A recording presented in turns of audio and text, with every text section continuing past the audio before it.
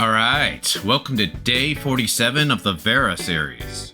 And as expected, it looks like we did not get a level increase. But starting out, you want to go to casual, then you want to go to building, and then you want to go to your artificial island. Then you want to go back to casual, then you want to go to building, and then you want to hit claim, because remember, you can only hold these resources for 24 hours. On top of that, you want to go to your exchange store, and don't forget to get your weekly items. And if you have enough resources, you might even want to pick up these monthly items. And try not to be like me and wait till Procrastinator Day to clear your island. Next, you want to do Mia's Kitchen, and you want to do your 4 bounties for the day, and I'm going to go with the Sparrow. Then we got Vitality, starting with joint operations. So for today, we got access to Pants, Hands, a King, and a Crow Matrix, and we can do Sadness Valley. So these are actually some pretty good dungeons, and you might want to consider using some Vitality solutions, especially if you need some hands or that Crow Matrixy. Then we got Interstellar Exploration, and you want to check Vera, as well as check Aspera, and see if you have any level 3 Stargates. The best way to tell is if this weapon battery category has a number 3, it's a level 3 Stargate, but if it has a number 2, it's a level 2 Stargate. But if you don't have any level 3s or level 2s, you could always do Dimensional Trials, and if you need money, you could always do Space-Time Domains. But if you're pressed for time, you could always make Omnium Beacons.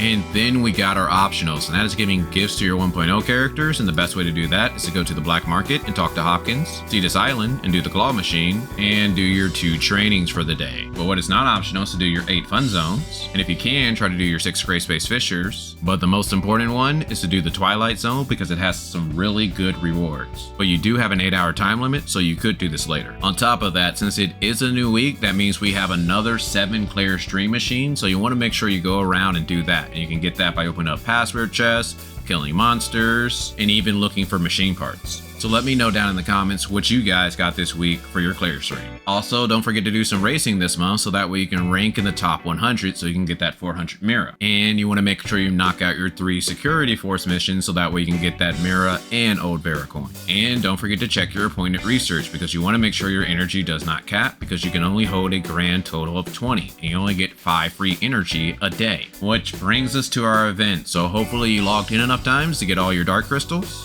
On top of that, I wanted to give the reminder, don't forget to do the side mission yesterday once more, so that way you get the Shirli outfit as well as the white Nemesis weapon skin. And today is the last day to fill out the survey. You want to make sure that you do this because you can get some free dark crystals. Next, you want to make sure you do the referral program so you just get some free rewards. And then we have the Lynn outfit. Now, you actually get some pretty nice rewards, but I still only recommend this for a whale, maybe dolphin, or someone who just really wants this Lynn outfit. And if you're a low spender, then you might want to go ahead and pass because it still is about $100 to go ahead and clear out this shop. And then we have the Winter Festival. Now that we can reach 12,000 points, we should be able to access everything in the store. Then we got the weekly tab. You want to make sure you do enough things down here so that we can get everything up top, which brings us to our challenges. If you're trying to do something like the Bygone Phantasm or Frontier Clash, you might want to save your Mia's Kitchen so that way you can power yourself up. But starting with the Bygone Phantasm. So I was able to go ahead and pull off 2nd place last week, but this week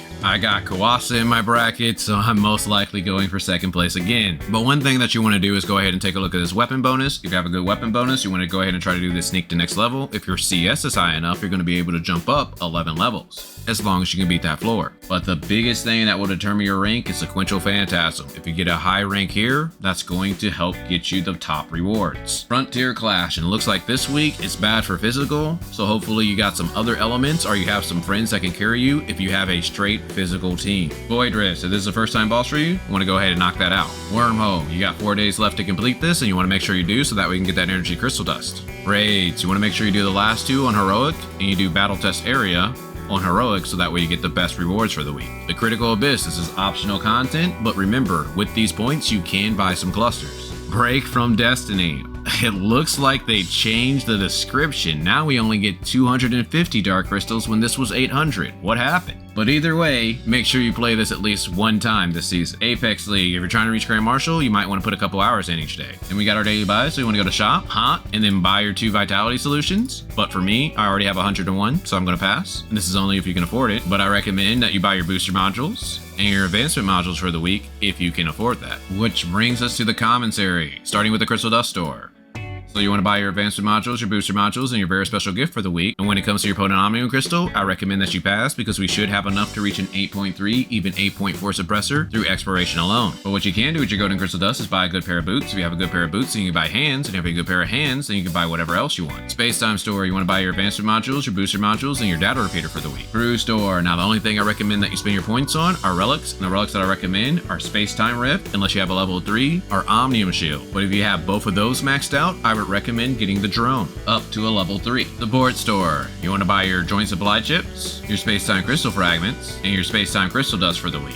And if you can, try to get your space-time crystal fragments using return support points. And if you need help on how to do that, I got a guide on my channel. Point Store. Now the only thing you want to spend your points on are spare special gifts, so that way you don't have to do training, black market, or see this island again. But you could buy matrix data packs or weapon batteries if you need to level up your matrices or weapons. And with your critical abyss points, you can buy clusters. But besides that, I just recommend that you knock out the exploring so that we can get all of those extra resources. Well, hopefully you guys enjoyed this and look forward to my Lyra rolls. I'm going to try to get that out either today or tomorrow. But other than that, talk with you guys later.